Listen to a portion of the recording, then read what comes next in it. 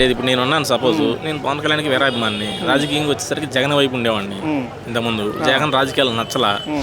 ఖచ్చితంగా రాష్ట్రం బాగుపడుద్ది, రాబోయే రోజుల్లో పిల్లలందరికీ ఉద్యోగాలు వస్తాయి, ఇవన్నీ బాగుంటాయి ఖచ్చితంగా అండి. కూటమికి కాదు కానీ టీడీపీకి ప్రాబ్లం అవుతుంది రాబోయే రోజుల్లో.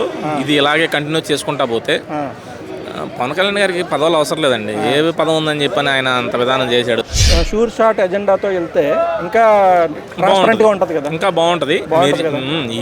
మీరు వేసిన క్వశ్చన్లోనే చాలా మంచి క్వశ్చన్ ఇది. మీరు అన్నట్టుగానే అట్లా వెళ్తే ఇంకా బాగుంటుంది. కానీ ఒకటి అంటే పథకాలు అమలు చేసి ఉండేవాడా, లేకపోతే నేను చేయలేను ఆర్థిక వస్తువులు లేదండి, చేస్తాడు ఖచ్చితంగా జగన్మోహన్ రెడ్డి. ఎందుకంటే జగన్మోహన్ రెడ్డి ఒకటే నమ్మకంతో వెళ్ళాడు ముందుకు రాజకీయాలు. చంద్రబాబు నాయుడు గారు ఈ పథకాలు అప్పట్లో అమలు చేయలేనని చెప్పేశారు స్ట్రైట్గా. అంటే అది మాట తప్పడం కాదంటారా? మాట తప్పడం అయి ఉండొచ్చు ఖచ్చితంగా. అయినా సరే మనకు ఆ సంక్షేమ పథకాలు అవసరం లేదు. ఎంత కావాలో అంత ఇస్తే చాలు జనాలకి. సోమరపోతులను చేసి అంత సంక్షేమ పథకాలు ఎవరికి అవసరం లేదు. సో చంద్రబాబు నాయుడు గారు మాట తప్పినా పర్లా, అభివృద్ధి చేస్తే చాలు. అంటే ప్రజలు కూడా ఇదే అనుకుంటున్నారంటారు అందరూ? ఖచ్చితంగా ఇది అనుకుని గెలిపించారు ఆయన్ని. అంటారు సంక్షేమ పథకాల గురించి మీకు ఒకటే ఇది అవుతుందో లేదా అనడానికి ఇదే నిజమైతే ఆయన ఒక ప్రజాభిప్రాయ సేకరణ లాంటిది ఏమైనా చేయాల్సిన అవసరం ఉందంటారా? అంటే తెలుసుకోవడం కోసం ప్రజలు నేను ఇటువంటి డెసిషన్ తీసుకున్నాను, మీకు కరెక్ట్ అనిపిస్తుందా లేదా అని ఒక ప్రజాభిప్రాయ సేకరణ చేస్తే మంచిదంటారా? చేస్తే మంచిదే, చేయకపోయినా కూడా ఏం పర్వాలేదు. చంద్రబాబు నాయుడు గారి మీద నమ్మకంతోనే గెలిపించింది ఆయన. సంక్షేమ పథకాలు ఆపి అభివృద్ధి చేస్తారన్న ఉద్దేశంతోనే చంద్రబాబు నాయుడు గెలిపించారు. సంక్షేమ పథకాలే కావాలంటే జగన్ కంటిన్యూ చేస్తారు కదా ప్రజలు.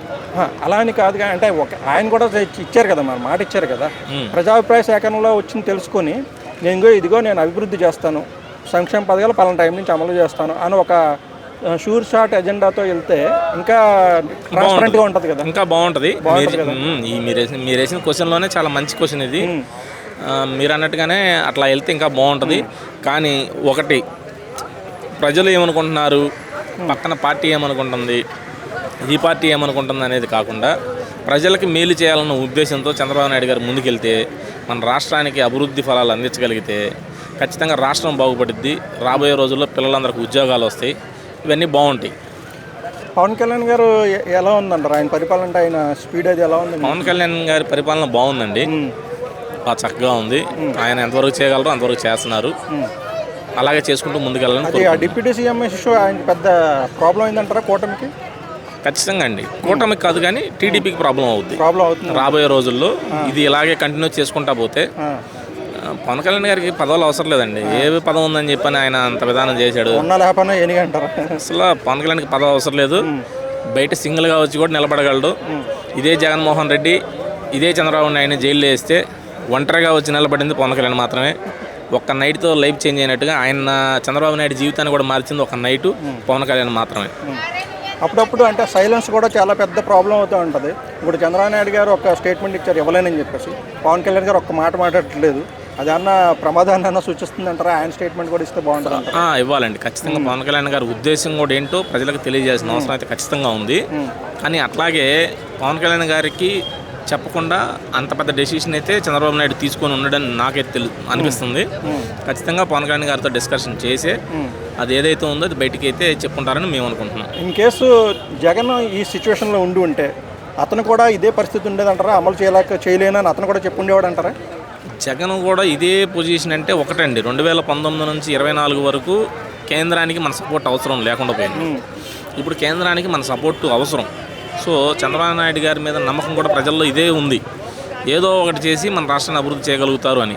కానీ జగన్మోహన్ రెడ్డి వస్తే దీన్ని ఎంత గట్టిగా పట్టుకోగలరా అంటే ఖచ్చితంగా చెప్పలేమనిపిస్తుంది. ఎందుకంటే ఆయన మీద ఉన్న కేసులు అలాంటివి.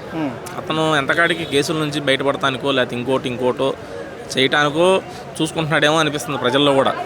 అంటే పథకాలు అమలు చేసి ఉండేవాడా, లేకపోతే నేను చేయలేను, ఇక్కడ డబ్బులు రుణం ఎక్కువైపోయింది, ఆర్థిక వస్తువులు లేదండి, చేస్తాడు ఖచ్చితంగా జగన్మోహన్ రెడ్డి. ఎందుకంటే జగన్మోహన్ రెడ్డి ఒకటే నమ్మకంతో వెళ్ళాడు ముందుకు రాజకీయాలు.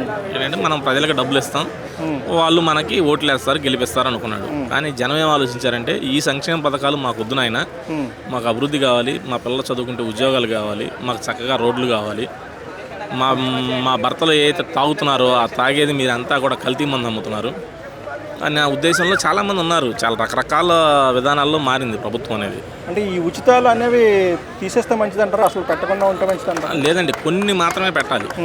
ఉచితాలన్నీ కూడా ఎప్పుడు కూడా ఎక్కువ పెట్టకూడదు.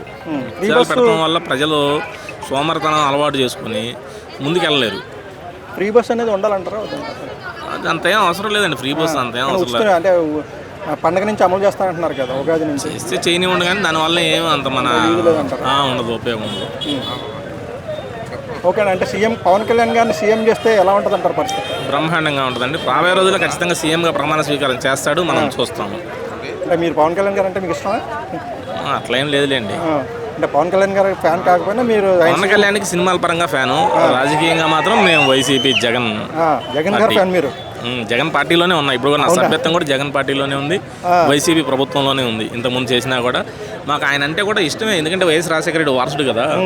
ఆయన అన్నా కూడా ఇష్టమే, కానీ ఆయన చేసిన రాజకీయం నచ్చలే మాకు. అవునంటారు.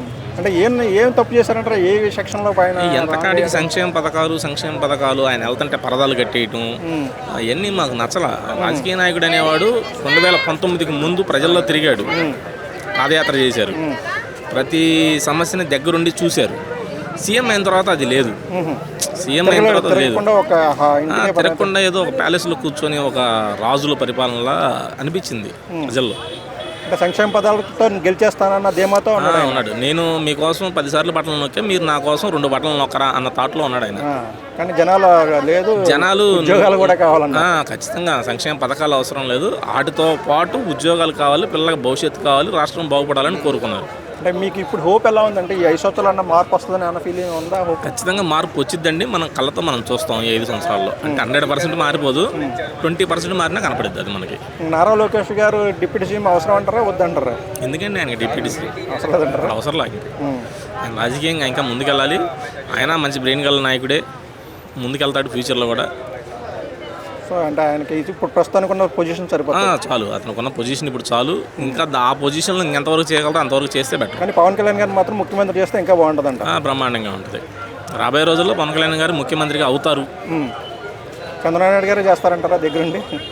అది చెప్పలేములేండి, ఎందుకంటే ఆయన పార్టీని పరంగా పెట్టుకోలేదు కదా ఎవరు కూడా. నాకు ఎంత ఇప్పుడు నేను మరీ డీప్ అయింది కదా, అవకాశం ఉందంటారా? లేదు, ఇప్పుడు నేను ఉన్నాను. సపోజ్ నేను పవన్ కళ్యాణ్కి వీరాభిమాన్ని, రాజకీయంగా వచ్చేసరికి జగన్ వైపు ఉండేవాడిని ఇంతకుముందు. జగన్ రాజకీయాలు నచ్చలా. మొన్న కూడా మేము కుటుంబకే వేసాము ఓట్లు, తప్పలా. అక్కడ మా తాడేపల్లిలో మంగళగిరి నియోజకవర్గం మాది, 90,000 ఓట్ల మెజార్టీతో నారా లోకేష్ గెలిచారు. ఎప్పుడూ కూడా టీడీపీ గెలిచిన ఆనవాళ్ళు కానీ చరిత్ర కానీ లేదు. అలా అటువంటిది మా దగ్గర కూడా వచ్చేసింది. ప్రతి ఒక్కరిలో మార్పు అయితే కనపడిందిలేండి, క్లియర్గా మార్పు అయితే కనిపించింది పవన్ కళ్యాణ్ గారితో. ఇప్పుడు అంటే పవన్ కళ్యాణ్ గారి వల్ల అయినా కొంచెం పవన్ కళ్యాణ్ గారి వల్లే మార్పు వస్తుంది అంటారా? ఖచ్చితంగా మార్పు వచ్చింది. అంటే ఈ టర్మ్లోనే ఆయన ముఖ్యమంత్రి చేస్తే బాగుంటుంది అంటారా? లేదు, ఈ టర్మ్లో అసలు చేయరు, అవ్వదు. నెక్స్ట్ రాబోయే ఇంకొక 5 ఏళ్ళ తర్వాత కూడా అవ్వదు. 10 సంవత్సరాల తర్వాత ఏమన్నా అవకాశం ఉంటుంది. చేస్తే బాగుంటుంది, రాష్ట్రం బాగుంటుందా? బాగుంటుంది ఖచ్చితంగా. Okay, thank you.